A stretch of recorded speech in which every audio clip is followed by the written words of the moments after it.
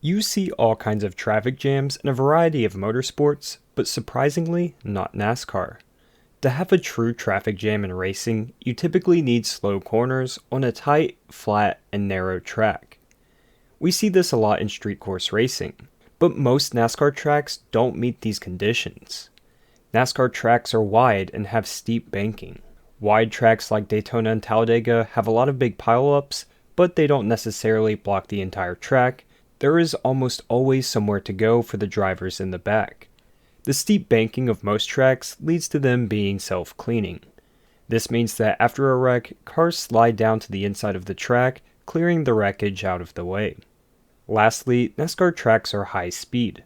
If the track is blocked, cars in the back just pile in rather than coming to a standstill. However, I did my best to find some examples of traffic jams in NASCAR, so I hope you enjoy. Right before we get into the video, make sure you leave a like and subscribe so you never miss one. Anyway, let's get right into it. The best example of a traffic jam in NASCAR happened midway through the 2023 season at the Chicago Street Course.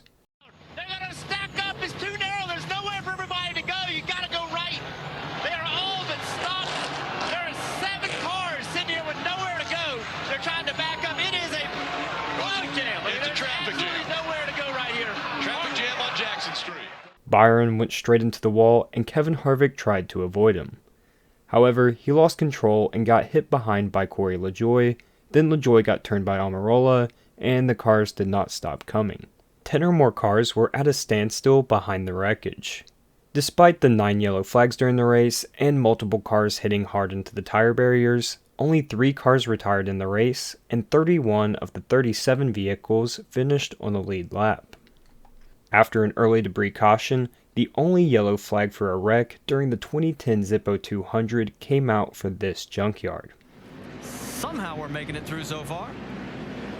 Oh No, we didn't. Further up. 3, 4. That's Allgaier. She's out. Caution's out. Oh my, look at this. Tony Raines as it just stacks up there. We got cars stacked on top of cars. Great, dude. See Brendan Gaughan there? That penalty's so costly to Harvick, he wouldn't have been back in that mess. The incident started when the late Jason Leffler and Colin Braun got together right before the S's. Leffler bounced off the outside guardrail directly into traffic, while Braun did the same thing after hitting the inside wall. Both cars were slammed into other cars further in the pack, and it completely blocked the track. Kevin Harvick was able to slow down, but others continued to pile in, and a handful of drivers were stuck behind the accident. Peters back with one. Oh, trouble there. Boyer spinning around in turn 4. And trouble behind him. About a half a dozen cars going to pile up in the aftermath. 88 cars got a little damage in the front. Quite a bit, actually. Yes, sir. That could be radiator right there, too. Clint Bowyer had a pretty routine spin during the 2011 Wonderful Pistachios 400, but a pileup ensued behind him. Some drivers slowed down for the wreck, when others, like Dale Earnhardt Jr., did not. Casey Mears, Clint Bowyer, and Martin Truex Jr. blocked the track and left back markers nowhere to go. The wild race had 15 cautions, which brings us back to a time when Richmond was the action track. Also, this race was Eric Darnell's last attempt at a cup race, where he failed to qualify. In just the second round of the 2011 season, one of the largest wrecks in Phoenix Raceway's history broke out. Oh no, another one. Watch me, both sides, come on. Oh, this is wiping out half the field. This is a big one on the backstretch at Phoenix. Look at that. It looks Brian like Vickers got sideways and then was perpendicular to the field. There's his silver car up against the wall. my goodness. Brian Vickers got loose, then got tagged by Martin Truex Jr. and went around. Other cars piled in hard. Back markers came to a standstill as they were pinned behind the wreckage in front of them and pinned by the grass to the inside. In a completely unrelated topic, 2011 had some amazing paint schemes. The 38 machine of Travis Kvapil, Ryan Newman's car, both Red Bull cars, McMurray's orange Bass Pro Shops, Biffle's iconic GM car, and I could go on. Johnson's out of it. Big wreck. Can't go. Big wreck going to happen here in the front No, straightaway. man.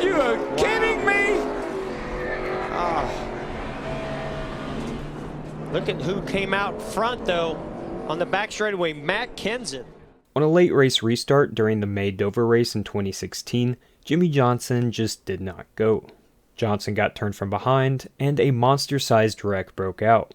The coined self-cleaning track was not self-cleaning this time, as multiple clumps of cars blocked the track. The red flag came out immediately. In the closing stages of the race, there was an epic showdown between Chase Elliott, Kyle Larson, and Matt Kenseth. Kenseth prevailed in the instant classic race. And there goes the 9, turned on the restart, and a big crash going into turn 1. That was not ideal. I didn't see that coming. In the spring of 2022, an overtime crash at Martinsville resulted in what can only be described as a parking lot. Sam Mayer had a bad restart, imagine that, and turned his teammate Noah Gragson in front of the field. Going with the theme of most of these wrecks, the track was blocked and about half the field was stranded behind. Noah had a breakout season in 2022, winning 8 times. Interestingly, he and rival Ty Gibbs combined to lead exactly 2,000 laps throughout the course of the season. Noah had the slight edge, 1,010 laps led to Ty's 990. Just the year prior in 2021, Martinsville had another traffic jam, this time in the Cup Series. Straight away, it's clogged, completely backed up. And it started with Kyle Busch sideways with another car blocking the entire back straightaway. After a daring move from Kyle Busch into Turn 1, Chris Buescher appeared to come down on Kyle on the exit of Turn 2 for a little bit of retaliation. The result was a massive pileup that caused nearly half the field to come to a halt. The pair continued on the race, both finishing inside the top 13. Wants to make sure he stays on the bottom of the racetrack, so he may be a little conservative getting in the corner, but then he wants to get in that throttle and beat Jack Sprague off the corner. Ooh, Spin. Problems hard. There is the 07. And we just heard, again, another hit. That was the 09 of Joey Clanton. wow. 07 of Tim Sauter got turned around. Joey Clanton came in and hit hard. Red flag is now out on the racetrack. Right away, you see the 99 of Eric Donnell involved also. Late into the 2007 Kroger 200 at Martinsville, Tim Sauter got turned by Travis Kvapil. He got sideways, and other trucks started to pile in. The wreck completely blocked the track, and the red flag flew immediately. Mike Skinner would go on to win the race, his 5th of the season. He would take the points lead after the race, and lead going into the season finale at Homestead. However, after a 35th place finish in the race, he narrowly lost out on the championship to 49-year-old Ron Hornaday Jr. A little shove from Martin Truex Jr. And too hard through one. Keselowski, Larson, both into the wall. They pile up in the Tums heartburn turn. Caution coming out again. No grip. Now, I'll admit this one is a little bit of a stretch. After the infamous pileup in the heartburn turn during the first ever Charlotte Roval race, Tyler Reddick spun in front of a group of cars that led to a standstill. The first Roval race was quite interesting. There were several big wrecks in practice, and then the race was not as exciting as everyone expected. Then this wreck happened late, followed by a wild finish, and an epic points battle for the final transfer spot. That's it for this video. I hope you guys did enjoy. If you did, make sure you let me know down in the comments down below, and make sure you leave a like and subscribe if you haven't already. I'll see you guys in the next one. Peace.